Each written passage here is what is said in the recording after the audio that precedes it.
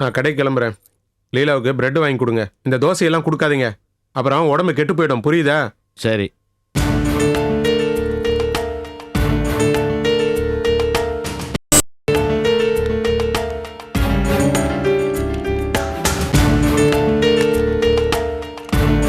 பார்த்து போ.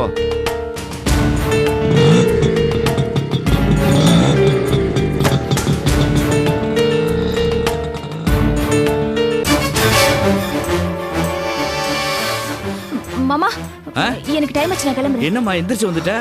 இல்ல மாமா, நான் காய்ச்சல் வர மாதிரி நடிச்சேன். நடிச்சியா? ஆமா மாமா, உங்க பிள்ளைக்கு நைட்டே டவுட் வந்துருச்சு. நார்மலா பேசியிருந்தா அப்புறம் அவர் ஏதாவது பேசி பிரச்சனை ஆரம்பிச்சிருப்பாரு. அதுக்கப்புறம் நான் அந்த இன்டர்வியூக்கு போகவே முடியாது. அது மட்டும் இல்லாம அவர் கடைக்கு போகாம வீட்லயே உட்காந்துட்டாரு. அப்புறம் நான் அந்த வேலையை மறந்துட வேண்டியதா. அவனை கரெக்டா புரிஞ்சுக்கிட்டு அவனுக்கு தகுந்த மாதிரி நடிக்க ஆரம்பிச்சிட்டியம்மா? சரி மாமா, நான் கிளம்புறேன்.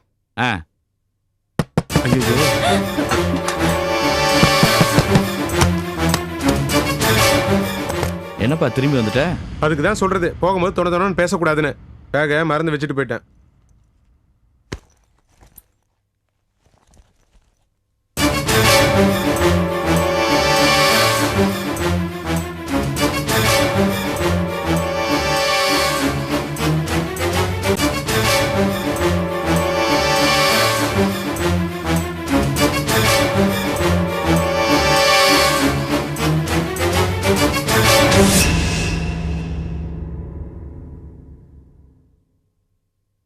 இன்னும் எந்திரிக்கலையா? உடம்புக்கு முடியலன்னு தானே படுத்து இருக்குது. அதான் கொஞ்சம் நிதானமா எந்திரிக்கிட்டோன்னு விட்டேன். பார்த்துக்குங்க.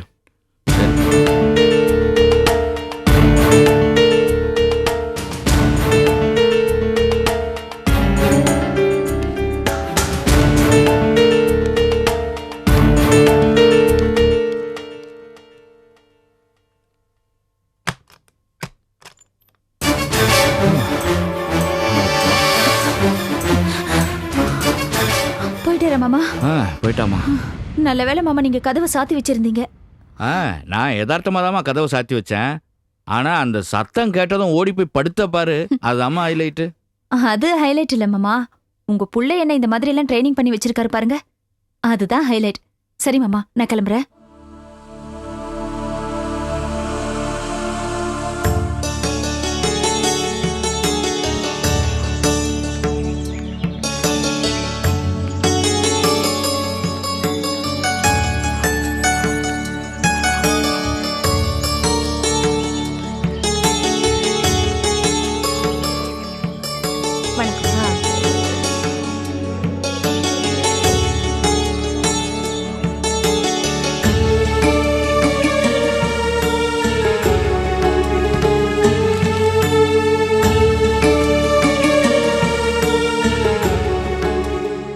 நிர்மலா, இது என்ன மாதிரியான இடம்? முதியோர் இல்ல மாதிரி இருக்கு. ஐயோ இல்லம்மா, இது போதை அடிமைகள் மறுவாழ்வு மையம். அதாவது கஞ்சா தண்ணி ட்ரக்ஸுக்கெல்லாம் அடிமையாறாங்கல்ல, அவங்களெல்லாம் இந்த இடத்துக்கு கூட்டிட்டு வந்து ட்ரீட்மெண்ட் தராங்க. ஆஸ்பத்திரியா? ஆஸ்பத்திரி மாதிரி தான், இங்க மருந்தெல்லாம் கொடுப்பாங்க. அது மட்டும் இல்லாம அவங்களுக்கு கவுன்சிலிங் பண்ணி ஃப்ரெண்ட்லியா பேசி என்ன வியாதின்னு எடுத்து சொல்லி குணப்படுத்திடுவாங்க. அவர் பூஜையில இருக்காரு, நீ மட்டும் சரி அம்மா, நீ இங்கே இருமா, நான் வந்துடுறேன்.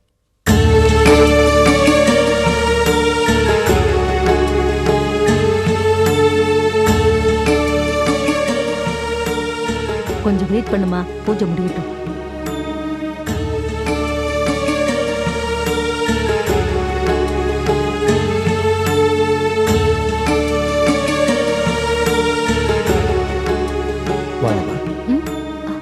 இவங்க தான் நிர்மலா. வணக்கம் சார்.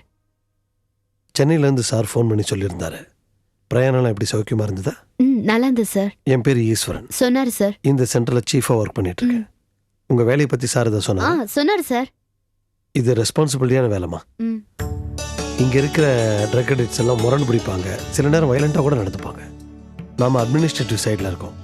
ஏதாவது ஒரு ப்ராப்ளம்னா பக்குவமா ஹேண்டில் பண்ண கத்துக்கணும். புரிஞ்சுதா? கண்டிப்பா நடந்துக்குவேன் சார். அது மட்டும் இல்லாம சென்டருக்கு தேவையான பொருள்லாம் வாங்குறதுக்கு வெளியில போயிட்டு வர வேண்டியிருக்கும். நம்மகிட்டயே வண்டி இருக்கு, அதை நீங்க யூஸ் பண்ணிக்கலாம். அது மட்டும் இல்லாம சென்ட்ரல் அக்கௌண்ட்ஸ், மற்ற அட்மினிஸ்ட்ரேஷன் ஒர்க் எல்லாமே நீங்க தான் பார்த்தாகணும். Okay sir. சரியா? நம்ம சென்டருக்கு கவுன்சிலிங்காக சில டாக்டர்ஸ், எக்ஸ்பர்ட்ஸ், சைக்காட்ரிஸ்ட் இவங்க எல்லாரும் வருவாங்க. அவங்களுக்கு கூட இருந்து கோஆர்டினேட் பண்ணி கொடுக்கணும். சரிங்க சார். வேற ஏதாவது கேட்கணுமாமா? லீவ் ஏதாவது எடுத்துக்கலாமா? லீவுங்கிறது இந்த வேலையில் எதுவும் கிடையாது. வாரத்தில் 7 நாளும் இங்கே தான் இருந்தாகணும். அவசியம் இருந்தால் நீங்கள் எடுத்துக்கலாம். அப்புறம் சம்பளம் 2500 ரூபா. ம். இப்போ சென்டரில் அவ்வளோ தான் கொடுக்க முடியும். அப்படியா? இப்போவே ஜாயின் பண்ணுறீங்களே? இல்ல சார், இங்கேயே நான் ஒரு வீடு பாத்துக்கிறேன். சென்னையில தான் எல்லா திங்ஸும் இருக்கு. இங்க ஒரு வீடை பார்த்துட்டு திங்ஸ் எல்லாம் இங்க ஷிஃப்ட் பண்ணிடுறேன். ஒரு 2 டேஸ்ல டியூட்டில ஜாயின் பண்ணிக்கிறேன் சார். முடிஞ்ச வரைக்கும் சீக்கிரம் வந்து ஜாயின் பண்ணிக்கோங்க. ஓகே சார், ரொம்ப நன்றி. வரேன் சார். வாங்கம்மா, ரொம்ப சந்தோஷம். தேங்க்யூ.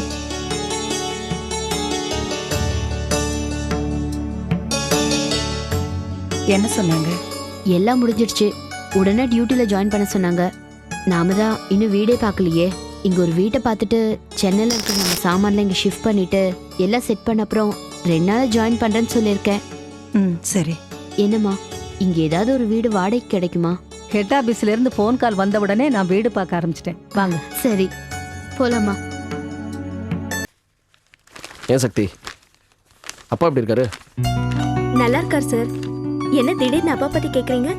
இல்ல இல்ல, பார்த்து ரொம்ப நாள் ஆச்சு. நம்மளும் இந்த வேலை அந்த வேலை ஏதோ பிஸியா இருந்துட்டோம். என்னமோ திடீர்னு ஞாபகம் வந்துச்சு. அப்பாவும் அடிக்கடி உங்களை பத்தி விசாரிப்பாரு. வணக்கம் செல்வம். அட்டே, வாங்கண்ணே, உட்காருங்க. ரொம்ப நாள் ஆச்சு. என்ன சாப்பிட்றீங்க? Tea, coffee? அதெல்லாம் ஒண்ணு வேணாம் செல்வம். உங்களை பார்த்து ஒரு முக்கியமான விஷயம் பேசிட்டு போலான்னு வந்தேன். சொல்லுங்கண்ணே. ஒரு சிமெண்ட் கம்பெனில ஒரு நல்ல ஆஃபர் வந்திருக்கு, லட்டு மாதிரி. அப்படியா? என்ன ஆஃபர்? அதாவது செல்வம், அவங்களுக்கு தொடர்ச்சியா லாரி தேவைப்படுறதுனால எல்லா லாரி உரிமையாளர்களையும் கூப்பிட்டு பேசுறாங்க. யார் நல்ல மாதிரி ஒத்துழைப்பு தர்றாங்களோ அவங்கள்ட்ட ஒரு அக்ரிமெண்ட் போட்டுக்கிறாங்க. அக்ரிமெண்ட் போட்டுட்டு 5 லட்ச ரூபா அட்வான்ஸ் தர்றாங்க. என்ன ஒரு கண்டிஷன், நம்ம லாரி வந்து அவங்களோட மட்டும்தான் எடுக்கணும். 5 லட்ச ரூபாய் வாங்கி பேங்க்ல டெபாசிட் பண்ணிட்டு நம்ம இன்னும் 2 லாரி வாங்கி விட்டா நம்ம தொழில் பாட்டு போயிட்டு இருக்கும்ல. ஆஹா, இது நல்ல விஷயமா இருக்கே. யோசிச்சு பாரு செல்வம், 5 லட்ச ரூபா பைசா வட்டி இல்லாம கிடைக்குது. இதை பயன்படுத்தி நல்ல பேர் வாங்கிட்டா எங்கேயோ போயிருவோம். நிச்சயமாண்ணே.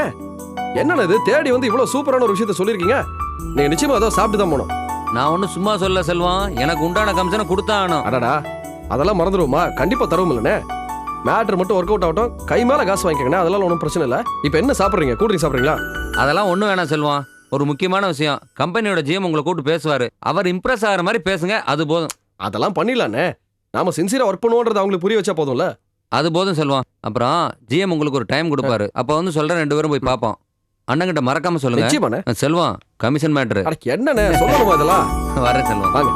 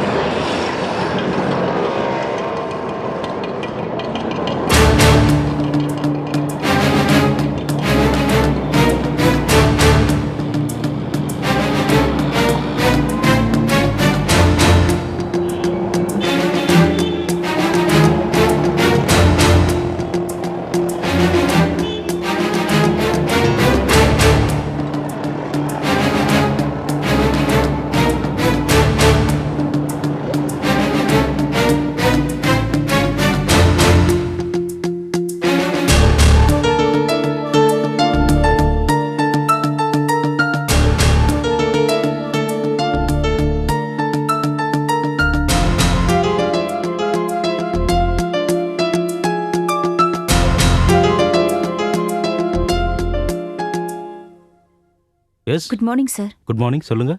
என் பேர் லீலாவதி. ஓகே. இன்டர்வியூக்காக வந்திருக்கேன். ஆஹா, உங்க பேர் என்ன சொன்னீங்க? லீலாவதி. ஓகே, கொஞ்சம் வெயிட் பண்ணுங்க, கூப்பிடுறோம். ம்.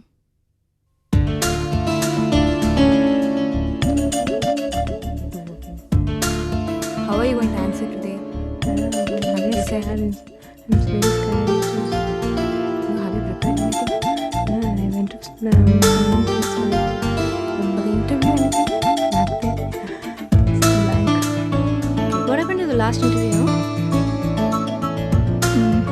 I didn't like it, yeah. Then how about you? You know, they are asking stupid questions.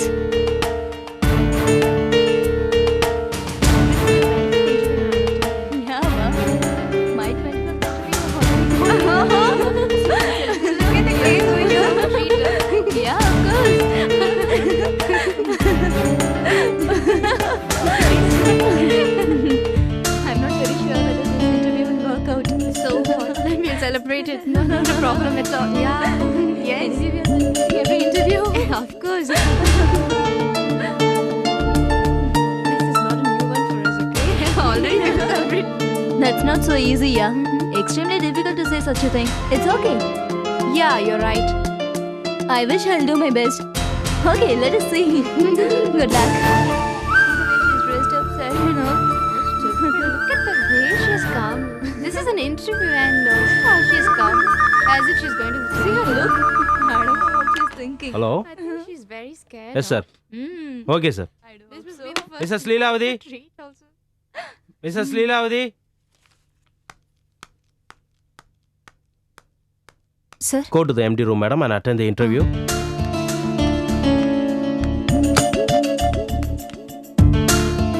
excuse me, sir. Please come in. Take your seat. உட்காருங்க. Please sit down. உட்காருமா. Sir, please sit down.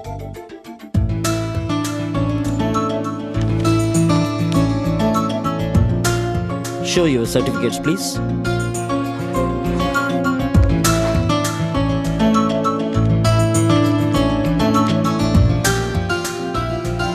உங்க பேரு லீலாவதியா? ஆமா sir. லீலா, plus டூவில் நல்ல mark வாங்கியிருக்கீங்க. ஆமா sir. அடுத்து காலேஜில் சேரல போல இருக்க. இல்ல சார், அது கரஸ்பாண்டன்ஸ்ல பிகாம் பண்ணேன். ஏன் ரெகுலர் காலேஜில் சேர்ந்து படிக்கல? அது குடும்ப சூழ்நிலை தான் சார். எங்க அப்பாவுக்கு நாங்க 5 பொண்ணுங்க. ஃபினான்ஷியல் ப்ராப்ளத்தினால தான் நான் காலேஜ் வேண்டான்னு சொல்லிட்டேன். ஓகே. லீலா படிச்சு முடிச்சு இவ்வளவு நாள் வரைக்கும் நீங்க எந்த வரைக்கும் போகலையா? இல்ல சார். அப்ப நீங்க என்ன பண்ணிட்டு இருந்தீங்க? கல்யாணம் பண்ணிக்கிட்டேன். My goodness. சரி, பிகாம் படிச்சிருக்கீங்க. கம்ப்யூட்டர் ஆப்ரேட் பண்ண தெரியுமா உங்களுக்கு? அது நான் சீக்கிரமே கத்துப்பேன் சார். எனக்கு டைப்ரைட்டிங் தெரியும். உங்க சர்டிஃபிகேட்ஸ் வாங்கிக்கங்க. யூ மே கோ நவ் லீலா. உங்களுக்கு சீக்கிரம் இன்ஃபார்ம் பண்றோம்.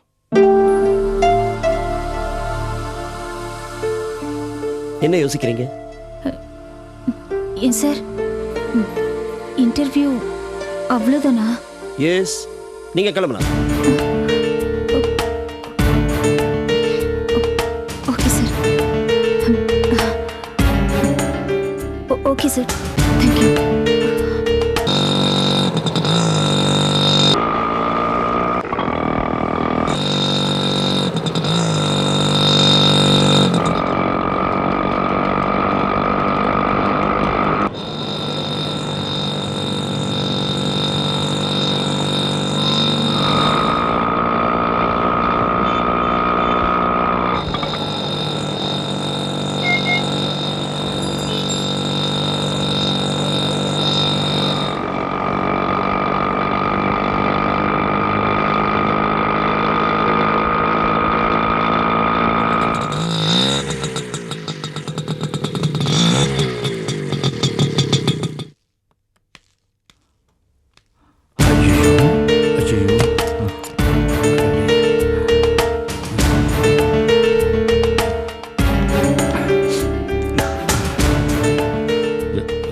ரவி சார்,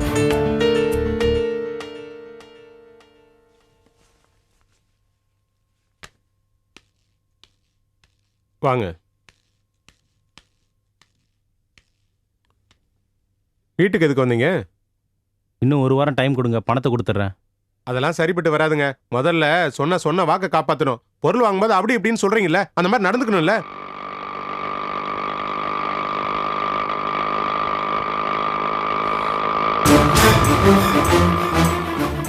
அண்ணே, அண்ணே கொஞ்சம் வண்டி நிறுத்துங்க, நிறுத்துங்க. எத்தனை நாள் ஆச்சு? 10-15 நாள் ஆச்சுல்ல. பணத்தை கொடுக்கலாம் எப்படிங்க? அண்ணே வண்டி திருப்புங்க.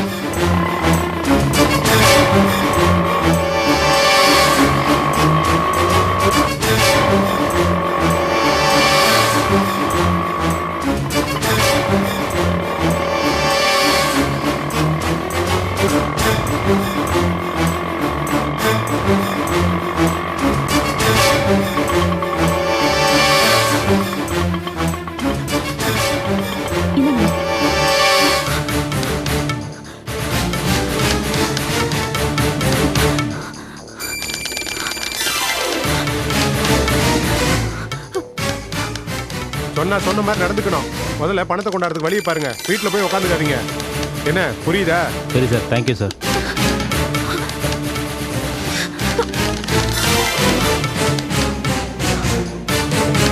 சார், என்ன எனக்கு தெரிஞ்ச ஒருத்தருக்கு ஜூல டிவி யோ, வேணும். நீயே பணத்தை ஒழுங்கா கொடுக்க மாட்டேங்கிற. இதுல உனக்கு தெரிஞ்சவனுக்கு வரியா? அவனுக்கு கொடுத்துட்டு நான் படத்துக்கு அங்க இங்கேயும் அலையணுமா?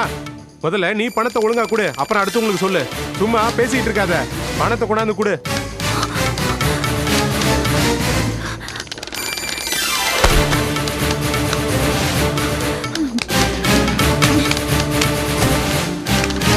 சார், என்னையா இல்ல சார், அவர் உடனே பணம் கொடுத்து எடுத்தாருன்னா கொஞ்சம் குறைச்சு கொடுப்பீங்களா? வர சொல்லி அந்த ஆளை பணத்தை கொடுக்குறாரு இல்லையாங்கிறத நான் பாத்துக்கிறேன்.